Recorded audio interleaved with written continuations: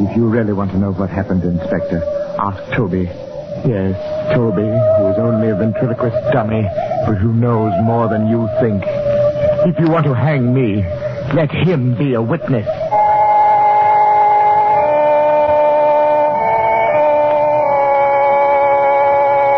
Out of this world. Columbia's parade of outstanding stories of those moments when reality turns to illusion, when fancy becomes fact, sharp, shocking fact. Tonight, a remarkable adventure from the successful English motion picture Dead of Night. A story which for the next half hour will take you out of this world.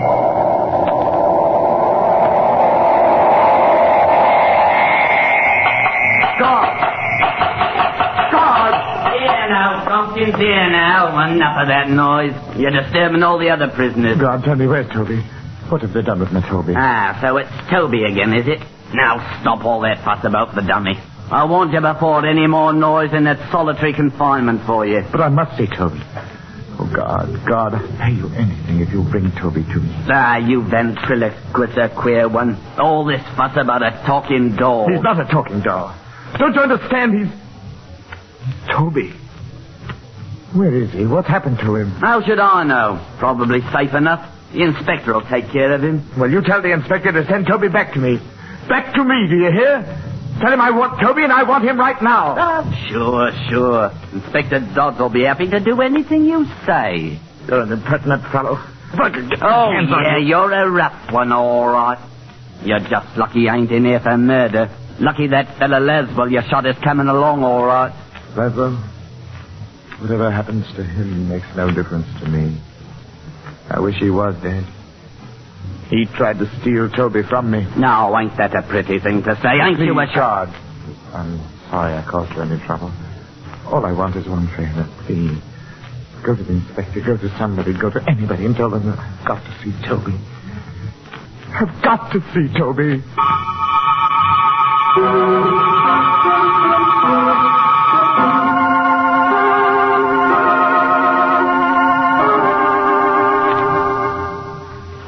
Inspector.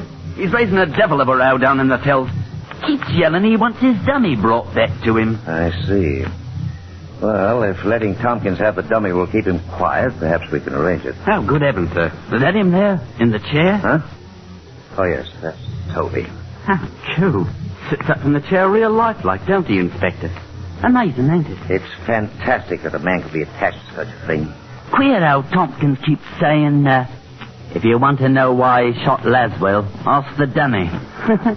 He's an odd one, all right. Imagine asking anything from the likes of this. Such a blank, idiotic little face he's got. So you're Toby, are you? So it's you that's responsible for all the trouble I'm having with your master today. Poor Mr. Tompkins. If I wasn't a mild man, I'd change that smelly smirk on your face. I'd give you a real sad look, I would, with my... All right, now hold on there. Do you think that stick of wood will answer you? Eh? Oh. You know very well only a ventriloquist can make a dummy talk. Well, sorry, sir. I guess I did look a bit foolish. Yeah, so before we all do, we'd better get to the bottom of this. Guard, bring Tompkins up here. Time we had a little talk.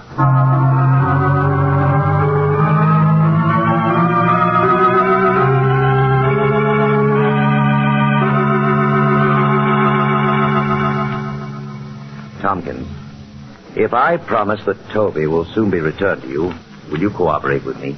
Toby? Is he here? Is he near me, here? Yes, but you can't see him yet. But I must see him, Inspector. You will, but not before I have certain facts. Certain facts? About your quarrel with Mel Laswell. Now, if you tell me the whole story, I may be able to help you. Help me? Why? Why should the police help me? Because it's part of my job. Yes, but you've done your job. I've admitted I shot Laswell. I did it. What else matters? Your motive. He tried to steal Toby from me. Isn't that motive enough? Tompkins, I really can't understand you. Understand? Of course you can't understand. I wouldn't expect you to. You've never spent years, endless years, playing shoddy, cheap music halls. Starving out at the elbow because you couldn't find a partner who understood you. You never toiled day and night for weeks on end, creating somebody like Toby who could go to the big time with you. Oh, Toby could tell you what it's been like, all right. Unfortunately, Tompkins, Toby has shown no inclination to speak to me as yet. Toby would appreciate that, in fact. Yes, indeed he would. Where is he? What have you done with him? You'll see him soon enough, I promise you. But first, I want to know what makes you think Mel Laswell tried to steal Toby. Oh, I was aware of Laswell's intentions right from the start, in fact. Even before I met him. I had a premonition that somebody might separate me from Toby. I couldn't stand that. I'm as much to him as he to me. I see. When I met Laswell at the club that night, I realized almost at once that he might be the one to cause the trouble. I suppose you've seen Laswell. You know the sort he is. Regular troublemaker. Yes, Tompkins, I've seen him. Now come to the point. Well, as I intimated before, Toby and I have been playing all the better music halls for the last few years. Top billing, you know. And then we got our engagement at the Kit Kat, West End nightclub. That's about as high as Toby and I, or any act for that matter, can go. We were standing backstage, waiting for the dance act to finish their turn. It's only a standard act, not particularly hard for us to follow. And then Bigelow, the master of ceremonies, came along. Glad to see you're ready to go, Tompkins. You're on as soon as they finish the waltz. We know our act, Mr. Bigelow. Well, just so you know yours as well. Not Toby. Well, I don't want him to forget to take the chair out tonight. I have the chair right here. Now, don't worry. It won't happen like it did last night. And do us the favor of getting off the floor when you've introduced us. You messed up the whole first part of our act standing behind us. Here, now, don't say that. After all, it was your opening night, and how was I to know your act? You did it deliberately. You were trying to cut in on our laughs. Now, look here. I don't have to take this kind of stuff. What? Toby, that was not at all professional. Mr. Bigelow, I apologize, since Toby doesn't seem to have the grace to do it. Very well, I accept it. Huh? Well, well, now, what do you think of that? I was letting you take me in, Tompkins. Do you see if I don't get to thinking that dummy is a living thing? Bigelow is a terrible ass, isn't he, Tompkins? By Jove, it's remarkable. Tremendously real, you know, the illusion. Oh, rot. Oh, by the way, you'll want to be particularly good this evening. You have a rival out there. Mm-hmm. Who? Laswell. Mel Laswell, the American. The ventriloquist from the States. Laswell? Oh, don't tell me you haven't heard him on the wireless. Here, look. Have a look. He's at the front table over to the left. Oh, yes. Yes, I see him. And who's the gorgeous young lady? His wife. He's awfully good. World's greatest ventriloquist, I've heard say. I like her. Don't you recognize presagentry, Bigelow? He may be the best, and again, he may not be the best. And you're pretty jealous, aren't you, Tompkins? I'm nothing of the sort. In fact, you'll feel more uncomfortable than ever tonight working in front of a real artist. Now, see here, Toby. But as usual, I'll carry you along. You'll carry me. I'll have you know I carry this act. Please, both of you. Stay out of this, fat mouth. Now, see here, joke's a joke, but when you used to... By George, you took me up the road again, Tompkins. I thought you and this wooden imp were rowing. As though he were human. Imagine me thinking he's actually human.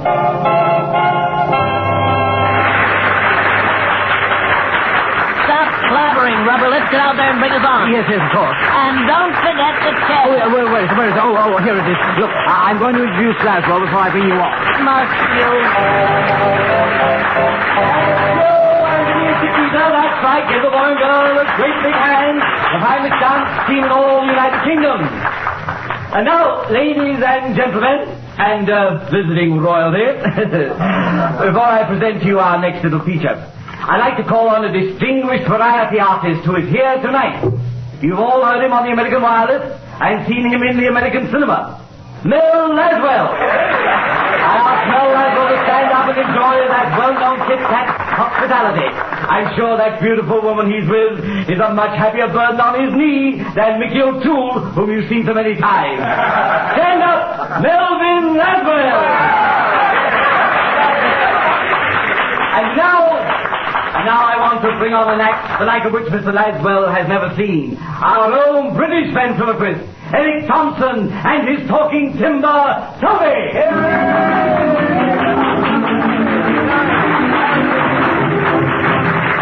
Well, good morning. Hey, Thompson, Hawkins, go easy on that morning stuff. Now, come, Toby. Well, that man over there looks like the truant officer. Why, that shouldn't bother you, Toby. You've been a very good boy, haven't you? Why, yes, but I'm out of school. Out of school? Why?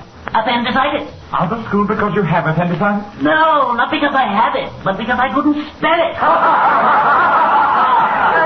Now, Toby, my lad, you'd better watch that appendix of yours.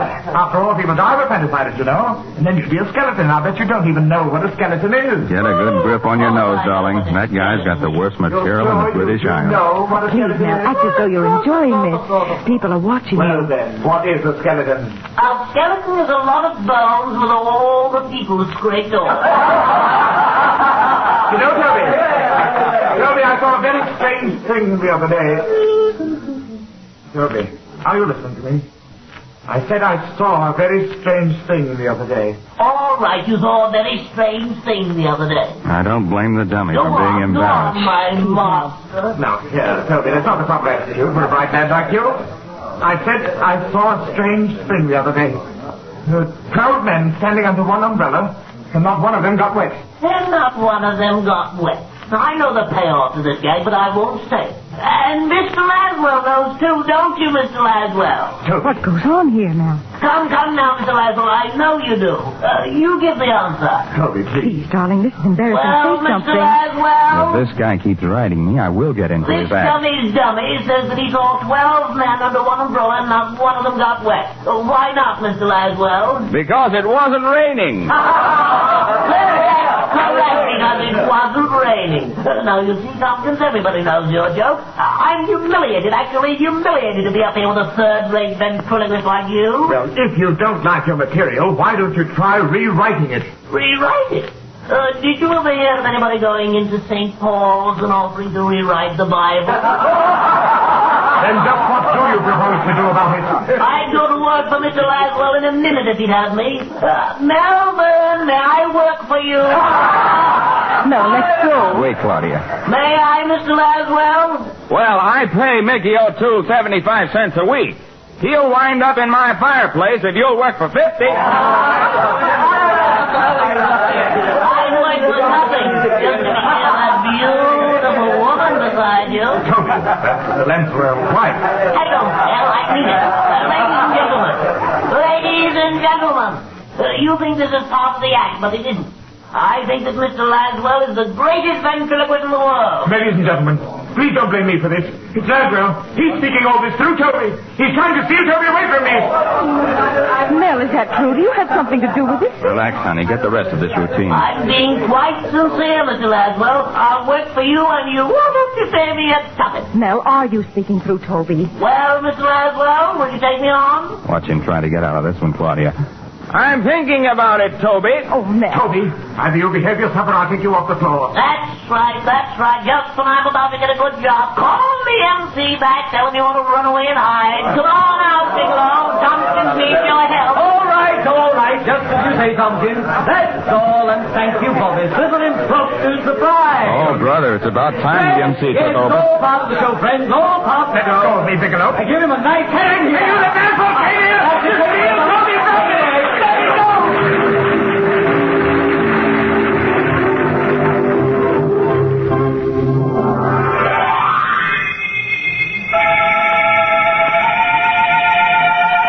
That's how I knew, Inspector, that Laswell had taken more than casual notice of Toby. Oh, I could have forgiven him for his interference on the floor of the club. That might have been mere professional discourtesy.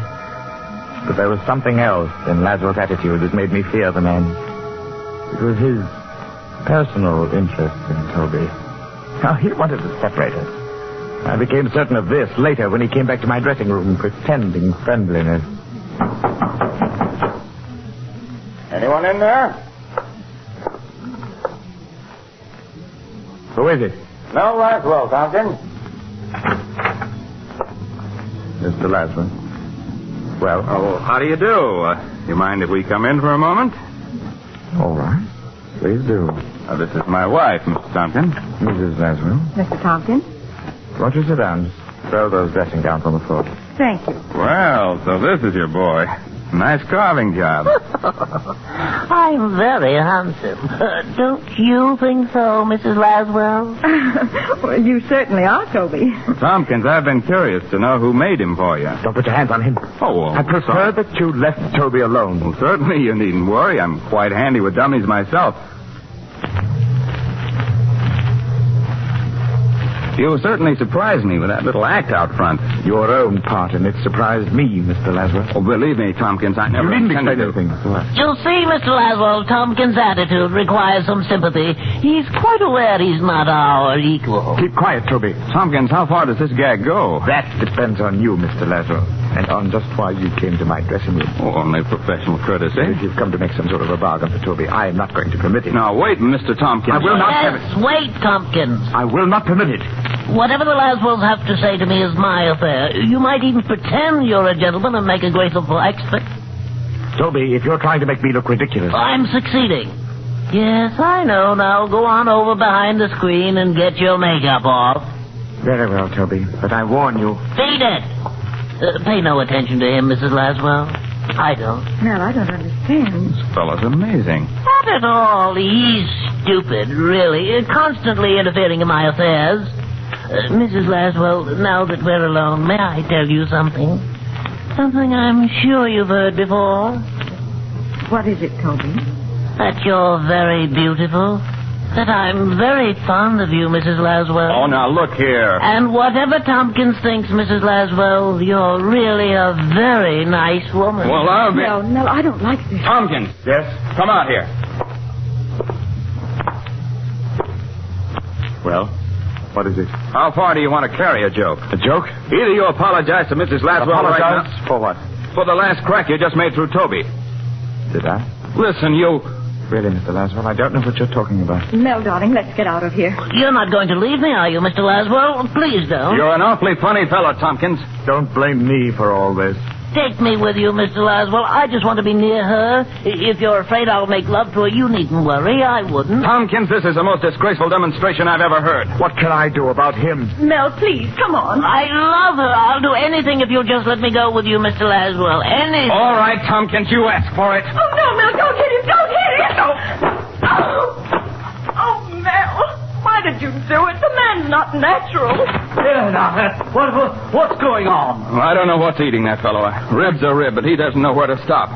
I guess he got the last laugh on me, making me lose my temper. Yes, well, he doesn't seem to be doing much laughing. He's all right? He's a bit done in. Can't say he didn't have it coming, though. Oh, darling, I'm glad he didn't break the dummy when he fell. Then you do care what happens to me. I love you, Mrs. Laswell.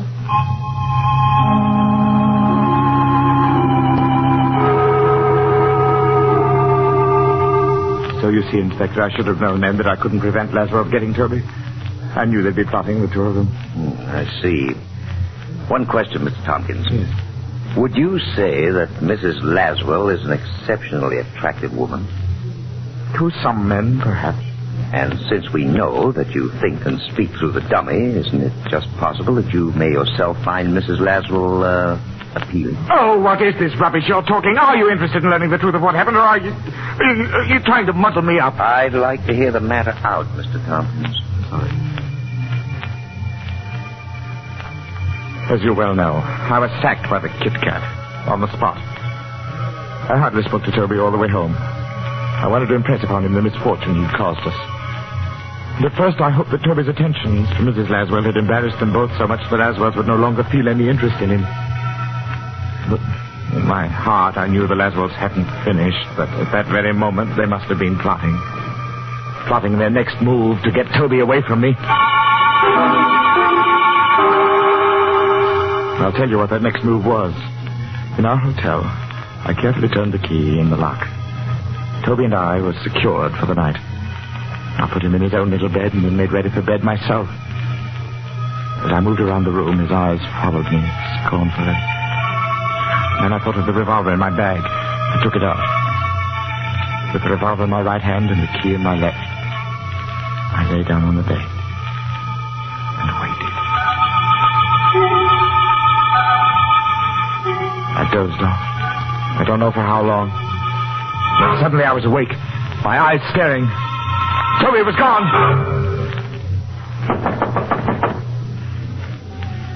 What is it? Laswell, I want to talk to you. Nell, be careful. It's Tompkins. The door isn't locked. Where is Toby? Get out, Tompkins. I'll come for Toby. Where is he? You've stolen Toby from me, and I want him back. I don't know what you're talking about, but if you're referring to your dummy, I haven't seen him. Now, get out. Oh. Nell. What's wrong, dear?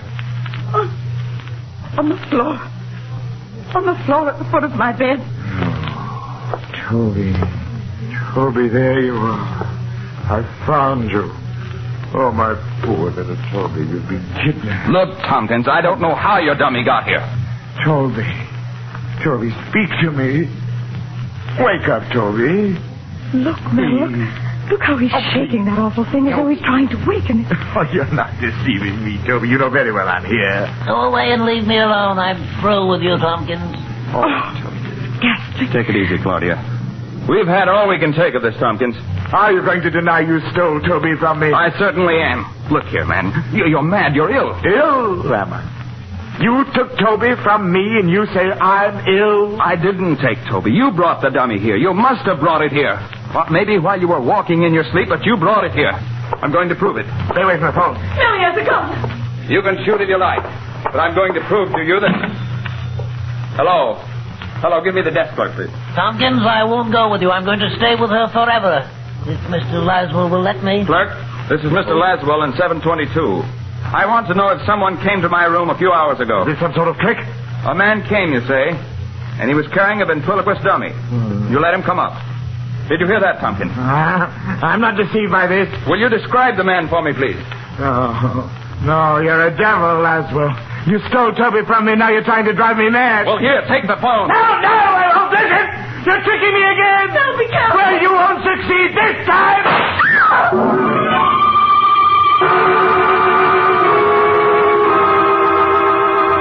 No, I don't deny that I shot Laswell, Inspector, but I believe the provocation was ample. I dare say you will agree.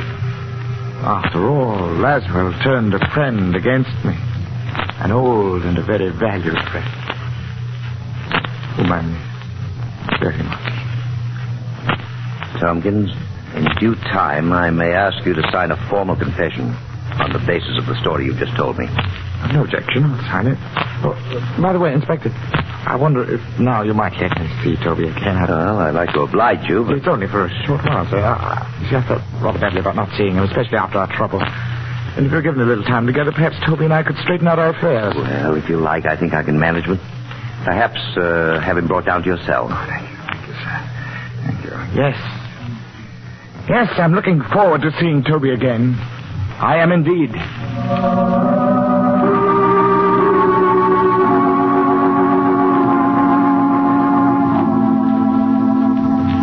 And that's the story as Tompkins told it to me, Mr. Laswell. It's incredible. I had some idea what was going on in the fellow's mind, but that is... Mel, I'm so sorry for him. Just one question, Mr. Laswell. You'll pardon my asking. Yes? Did you have anything to do with what's happened to the Kit Kat? I mean, you didn't project your voice through Toby. Certainly not. So I thought. This business has me baffled. If I thought Tompkins might be more dangerous than he's already proved... Well, I'm afraid there is that possibility, Inspector. Huh? It may be that Tompkins has become so accustomed to thinking as two persons that the personalities have actually become divided. Is that possible? For one man to have two separate and distinct personalities? Yes, that's not rare. Well, I'll admit I've never heard of anything exactly like this business. What will happen to him, Mel? It's a battle that Tompkins will have to fight out within himself. As long as he's in that cell without the dummy, he may learn to think for himself as himself again. Good heavens, man. Look here, I permitted that dummy to be taken to the Tompkins in his cell. You what? Tompkins was so keen on having a dummy with him Mel, that do you think that will harm him? Well, I don't know, but... Inspector All right, Dollar. here I am. It's that Tompkins, sir. Carrying on something awful in this cell. What's happened? We put the big doll in with him, like you said, sir, and right off he began arguing with it, carrying on a fight, real lifelike. It's just like two people what hate each other. Laswell, you were right. Come on, we'd better get to them before it's too late.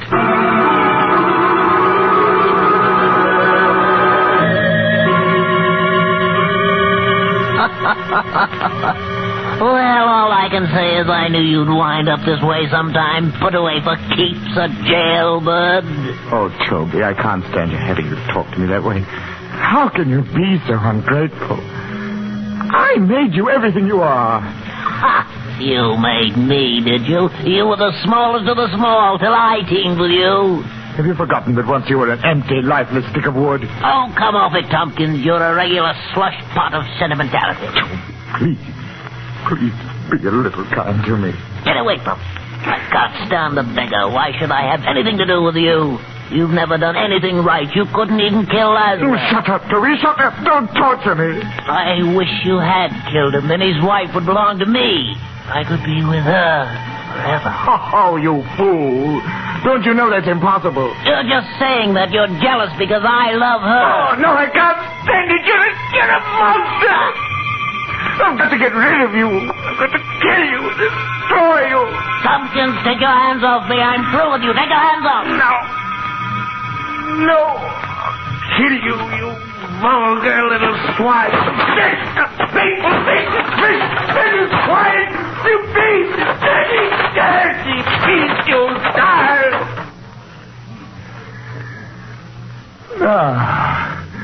Now talk back to me, you little monster. Now tell me I failed at everything. I've smashed your face. You can't kill me, Tompkins. No matter how you try, you can't kill me. Can't I?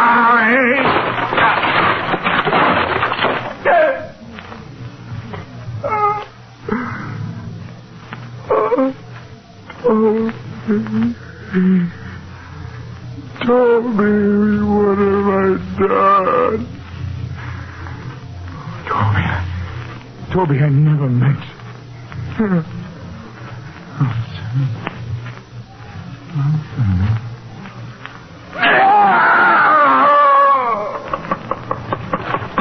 Come along, down this way. There we are. Nell, he smashed the dummy. Steady, Claudia. Oh, it isn't real. It can't be. We didn't reach him in time. He seems to have fainted. I guess we better see what we can do for the poor devil. Certainly made a pile of kindling out of his dummy, didn't he? Oh, Mel, what'll it do to him when he sees what he's done to Toby? How is he, Inspector? He's coming around all right. Tompkins, come out of it, fellow. Everything's going to be all right. He's reviving. He's opening his eyes. Come on now, I'll help you sit up. There's a fellow. Feeling a little better now, aren't we? Mr. Stark, he's looking around for the dummy. Here we are, Tompkins. I guess this is what you're looking for. His dummy's broken up a bit, but he'll be all right. He said he'd kill me, but I told him he couldn't. I killed him. Isn't that wonderful, Mrs. Laszlo? Tompkins is dead. Now we can be together forever, the three of us. You want me, don't you, Mrs. Laswell? You've got to want me because I think you're beautiful. And I love you, and I'll be your slave always and always.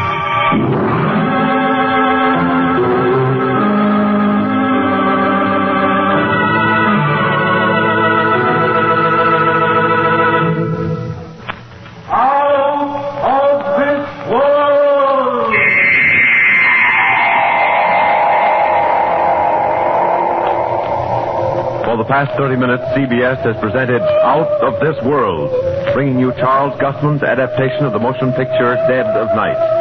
Barry Kroger was featured as Tompkins and Art Carney as Toby. Original music by Albert Berman.